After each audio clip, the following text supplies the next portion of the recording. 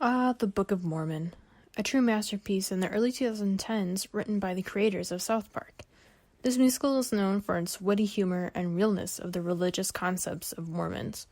It is the 14th longest-running Broadway show as of July 27th, 2019. Let's get into this slime tutorial and see why it has gained such success in the past 9 years. Before we get too far ahead of ourselves, let's take a minute or two to talk about what this musical is about. The Book of Mormon follows two young missionaries who are sent to Uganda to try and convert citizens to the Mormon religion. One missionary, Elder Price, is an enthusiastic go-getter with a strong dedication to his faith, while his partner, Elder Cunningham, is a socially awkward but well-meaning nerd whose tendency to embroider the truth soon lands him in trouble. Upon their arrival in Africa, Elders Price and Cunningham learn that in a society plagued by AIDS, poverty, and violence, a successful mission may not be as easy as expected. Special thanks to Broadway.com for this quick but informative synopsis. Who do we have to thank for such a creative success? It's actually the creators of South Park, Trey Parker and Matt Stone. Both known for their eccentric comedy, it is no surprise that their humor is exemplified in this show. They also are the main creators for the music and lyrics, which may come as a surprise. They actually do this quite often on South Park and actually have had some musical experience with creating Cannonball, the musical, back in 1993. Both Parker and Stone could not have succeeded without the help of Robert Lopez. You may know his work from Frozen and Coco. He first began his career writing for Avenue Q, a popular musical from 2003, where he met Stone and Parker and began collaborating on the music and book for the Book of Mormon.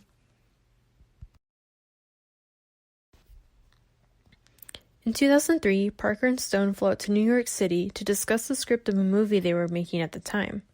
The producer they were meeting with suggested going to see Avenue Q since it was similar to the movie they were working on, puppet-wise.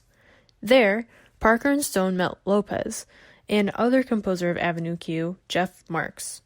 Lopez actually admitted that South Park, Bigger, Longer, and Uncut, a film that Parker and Stone created, was a very big influence for Avenue Q.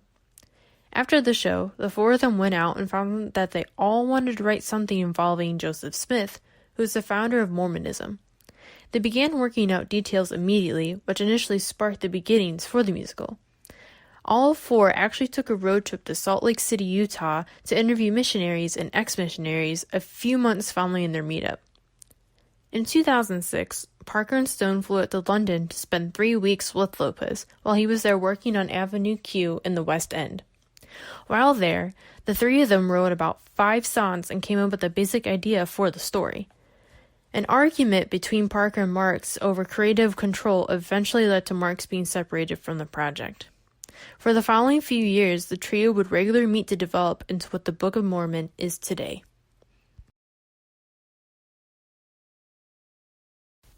The Book of Mormon premiered at the Eugene O'Neill Theater on March 24, 2011. It actually began showing previews in late February of that year. Original staff included choreography and co-director Casey Nicola, along with Trey Parker as the other co-director. Set design was Scott Pask, costumes by Ann Roth, lighting by Brian McDivitt, and sound by Brian Ronan. Orchestrations were co-created by Larry Hotchman and the show's musical director and vocal arranger Stephen O'Meara. The show was originally headlined by Josh Gad as Elder Cunningham and Andrew Reynolds as Elder Price. You may recognize the name Josh Gad as Olaf in Frozen. Andrew Reynolds has also gone to star in musicals after the Book of Mormon, such as Falsettos. In the first year, the producers took an approach similar to the ones that airlines and hotels actually use.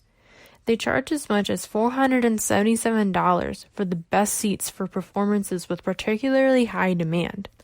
During the first year, the show was consistently one of the top 5 best-selling shows on Broadway and set 22 new weekly sales for the theater.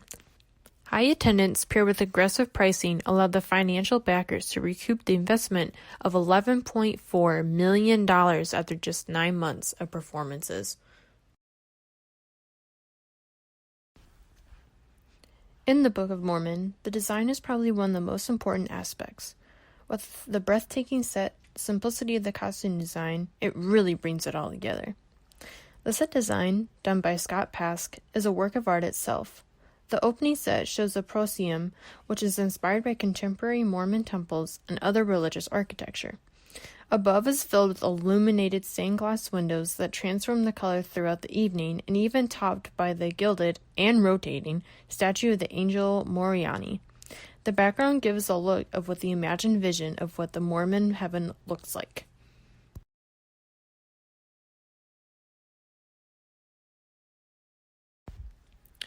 The second picture here depicts the set of when the elders arrive in Africa.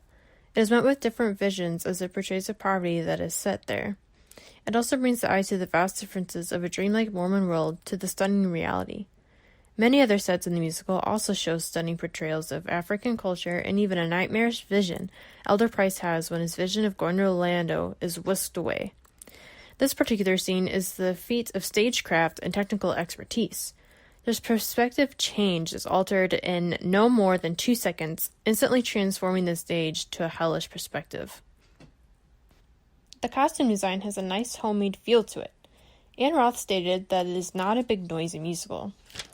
A lot of it actually came from African culture that they studied. This becomes very relevant to the scene of the African pageant where the villagers want to look like the photographs they see hanging in the Mormon headquarters mission hall in Uganda. A lot of the costumes Roth made came from real African artifacts and were actually cost a whole lot of money to make. A lot of Roth's early sketches of costumes we see throughout the show are what we actually see today. Roth was very set in stone on what she wanted and the designs to best fit the story.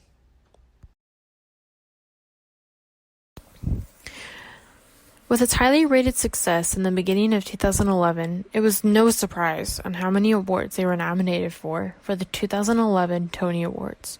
This included Best Musical, Best Book of a Musical, Best Original Score, Best Actor in a Musical, Best Featured Actor in a Musical, Best Featured Actress in a Musical, Best Direction of a Musical, Best Choreography, Best Orchestrations, Best Scenic Design, Best Costume Design, Best Lighting Design, and Best Sound Design. Out of the 13 nominations, the Book of Mormon won 9 of them. One of the most discussed Tony Award that wasn't awarded was the Best Actor in a Musical for Andrew Rannells and Josh Gad. I agree that they both deserved the award for the fantastic way they portrayed their characters in the show, but that's just my opinion. The first selection I chose is the opening number for the Book of Mormon entitled Hello. In this opening scene, we are introduced to the elders in demonstration of the door-to-door method to convert people to the Church of Jesus Christ of Latter-day Saints. Here, Elder Cunningham is also introduced in a goofy style to show his geeky ways. It's probably one of the most famous openings to the musical for its approach right into the story and comedy already flowing from within. I Believe is the second piece that I chose. Here, Elder Price is presented a chance to try and convert the general into the church. Laying out his uncertainties at first, but becoming more confident in his ways and showing others the same. Reynolds does such a fantastic job pouring emotion into the song, and I find it so incredibly impressive that his energy and voice sounds exactly the same no matter what recording you hear. Now, I know what you're thinking. How did the church respond to a parody about their own religion? It was actually quite positive. In short, the church responded with, "The Book of Mormon, the musical, might entertain you for a night, but the Book of Mormon will change your life through Jesus." Stone and Parker were quite worried that there were going to be protests about the musical, but were also unsurprised that the church would be so cool about it. It actually really entertained most believers, and when interviewed in 2015, Josh Gad had a few people that were so moved by the show that they took up the Mormon faith. The show now is still being premiered in New York City after 9 years, along with multiple tours across the country, and even in Europe. This goes the same for production in the West End of London.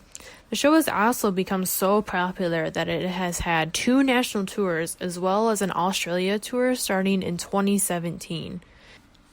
Since 2011, there have been multiple changes of the actors throughout the years, but each one has portrayed the characters so well that it has become one of the most popular musicals on Broadway to this date. Thank you so much for watching and listening to my presentation of the Book of Mormon. I had so much fun researching this, and I wish I had a little bit more time, but I know if I included everything about it that this presentation probably would go on for an hour. So thank you again, and yeah.